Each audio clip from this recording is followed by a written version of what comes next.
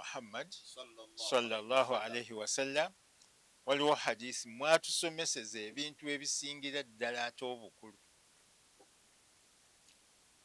yabitusomeseza mu statements essatu naye nga zonna zikulembeddwako kigambo amiina. Nabbi sallallahu alaihi wasallam ajja kulinnya ekituuti kye atandike okubeera ng'asomesa abasiraamu nga bulijjo bwe yalinnya ku ddaala erisooka n'agamba nti amiin, ne wayitawo akabanga n'alinnya eryokubiri n'agamba nti amiin, ne wayitawo eryokusatu n'agamba nti amiin. Kati bwe yava ku kituuti basahaba olw'okuba tebamulabangako ng'akikola bamubuuza nti ya Rasulallah, olwaleero ate ngo oleeseeyo akapya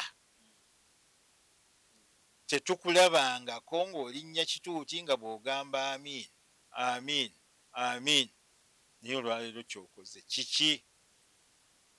Nabbi sallallahu alaihi wasallam n'addamu ebigambo bino naga nti rugima anfu muri'in oba ba'uda man adraka ramadan aw man adrakahu ramadan falam yughfaru lahu.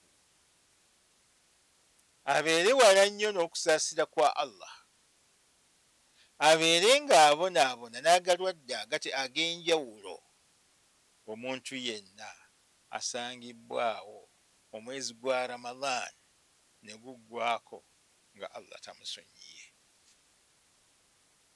Abeere wala nnyo n'okusaasira kwaki? Kwa Allah. Subhanallah. Eyo statement yali y'amaanyi nnyo. Osangibwawo omwezi gwa Ramadan, oyinza okuba ng'ogusiibye naye ate n'oguvaamu nga bwe waguyingiramu nga Allah takusonyiye. Ebireetera okubeera nti tetusonyiibwa nabyo bingiko. Oyinza okubeera nti wakutulawo oluganda n'ab'eŋŋanda zo nga kyekigaanya okola ki? Okukusonyiwa. Kuba buli lwakuna bwe lutuuka nti batwale emirimu gyo nga Allah agamba egyoyo osooka ogireke amale okutegeeragana ne munne. Kiyinza okuba nga y'ensonga evuddeko. Kiyinza okuva ku nniya gy'oyingidde naye mu mwezi ogwa Ramadan. Bwe twali tuyingira wano omwezi ogwa Ramadan nga ntudde ka bodaboda, omanyi aba bodaboda abo basajja balungi bagaba information free of charge. Free of charge. Kati bwe tutungula biki n'aŋŋamba nti awo jjo tulina we twayita. N'aŋŋamba nti awo jjo wabaddewo omuvubuka yasiibudde bannaabwe n'abagamba ŋŋenze, luno lwe lunaku lwange olusembyeyo, zaali 31 zaali 28 omwezi gwa February. N'aŋŋamba luno lwe lusembyeyo okubeera nga nzija wano okutuusa nga Ramadan aweddeko. Mujja kuddayo kundaba wano mu April. All March temugenda kukola ki? Kundabako kubanga ngenda kusiiba. Alaba enniya ejazze nayo kuyingira mu Ramadan amuveemu, bw'amuvaamu bw'ati addeyo ku square one gyali atandikira eyo. Eyo nniya nayo mbi. Okuyingira nayo mu Ramadan nayo mbi, eyinza okukufiiriza. Hajati genda keeka tumale okusiiba. Bwe tunaamala okusiiba ng'okola ki? Ng'okomawo. Eyo nniya mbi. N'ebirala ebifaanagana ku ki? Bwe bityo biyinza okutugaana okubeera nga Allah atusonyiwa. Bw'oba ng'obadde oyina obuti mu waleti, oyina obuti mu nnyumba yo, oyina bye wateeka wano na wali nga byonna okyabiwa ekitiibwa nti birina kye bikuyamba, mwana wattu ebyo automatically ibaada zonna z'okola zisazibwamu lwa bigambo ebyo by'okoze. Ne ne ramadaani wo ng'omusiibye n'asazibwamu olw'akati ako k'oyina muwale ki olw'akati k'oyina awaka ewuwo olwakino nakiri ebyo bibinza okuviizibwako ensonga obutakusonyiwa. Ekyokubiri Rasulullah sallallahu alaihi wasallama gye yatunnyonnyola n'agamba nti abeere wala nnyo n'okusaasira kwa Allah omuntu erinnya lyange we lyogererwa n'atansaalira. Abeere wala nnyo kitegeeza buli lw'owulira nti erinnya lya Rasulullah sallallahu alaihi wasallama lyogeddwako olina okumusaalira. Kyekigambo ekyo sallallahu alaihi wasallam. Allahumma salli ala Muhammad wa ala alihi wa sahbihi wasallam. As-salatu alayhi salatu wassalam. Byonna ebyo kusaalira ani? Nabiyuna Muhammad sallallahu alaihi wasallam. Tetulinda kali ke twakolanga edda naye gwe tokamanyi. Naye luli bwe twagiranga nti sallu ala nabi. Ne bakola ki? Ne bakyamuka, ne bakola bati.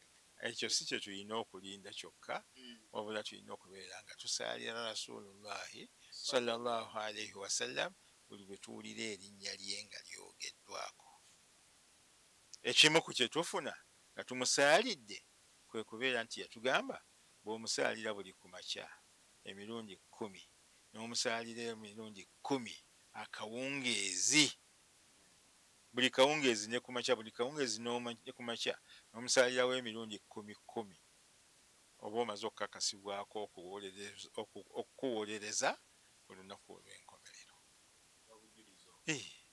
Kati lwaki mu Ramadhaani wange mu nnaku zino ezisembayo situula mu nsonda wali nga sallallahu alaihi wasallam sallallahu alaihi wasallam sallallahu alaihi wasallam Allahumma salli ala Muhammadin wa ala ali Muhammad emirundi gyonna gye nsobola.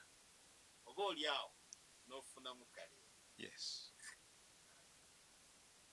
Statement eyokusatu Rasulullah sallallahu alaihi wasallam gye yakola ng'agireeteddeko amiini eyokusatu aga nti Jibuliiru yajja n'asaba kyabeere wala nnyo n'okusaasira kwa Allah omuntu asangawo kagamba abeera ne bakadde be ababiri bazadde be ababiri nga weebali balamu ne batamuyingiza jjana ne batafuuka nsonga ya kuyingirako ejjana. Oyo naye abeere wala nnyo n'okusaasira kwa Allah.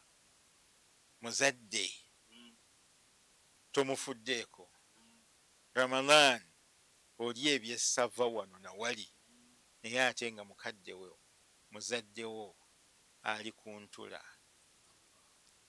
Oli eno emifaliso gino simanyi enkimukaaga ani mugitaani mazongoto gy'osulako gy'owaanyisa enkya n'eggulu naye nga mukaddewo ali ku kaki bakayita kasampa nga keyeebakako.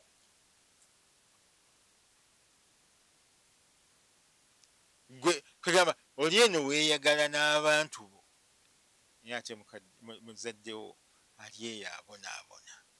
Gwe naawe Rasul sallallahu alaihi wasallama yakusabira nti beera wala nnyo n'okusaasira.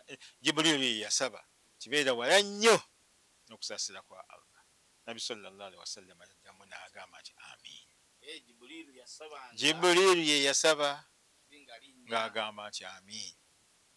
Eyo edduwa teyinza butayanukulwa.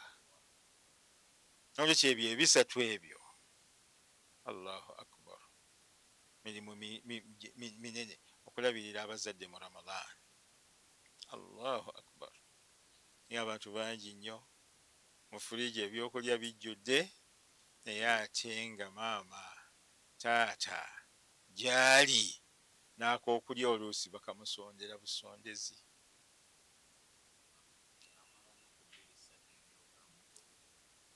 Bw'oba omukubidde n'ogula amafuta n'ogamunywesa mu amafuta munywa manywe. Eriyo omukyala gwe banyumiza omwami yamugamba sabbuuni mulya mulye. Kati omwami bwe yagira ki bwe bwe yavaawo n'agenda akola bwe yadda awaka omukyala n'asalaasala sabbuuni obunankani obutono n'amuteeka ku kasowaani n'abikkako bulungi nnyo n'abitwalira omwami. Omwami agenda okubikkula bw'ati ng'alaba sabbuuni omukyala gwamuleetedde amukulisa ku mulimo. Amugamba nti ate mukwano bino biki? Anti byebyo bulijjo by'otuliisa naawe eryako. Naawe eryako owulire bwe biwooma. Singa mukyala wo yakikugamba naye okigamba maama wo mu sabbuuni mulye amafuta munywa manywe kwegamba binene nnyo. Kulabirira abazadde kikulu okubeera nti osalira nabiyuna Muhammad sallallahu alaihi wasallam kikulu nnyo, ate era okubeera nti omwezi gwa Ramadani guno ogwekwatako n'okola buli kyonna kyonna ng'osuubira Allah kubeera ng'akusonyiwa biba bikulu nnyo ebyetaagisa okubeera nti bye tulina okwekwatako. Ndowooza ebyo bitumala okubeera nti tugenda nabyo, asobola okubeera ng'abikolerako mu kaseera kano akasigaddeyo. Mwana wattu nsaba Allah amunyweze era asobole okubeera ng'abikolerako, asobole okuva mu Ramadani muno nga Allah amusonyiye. Abadde abigayaaliridde mwana wattu tandika obeere ng'obye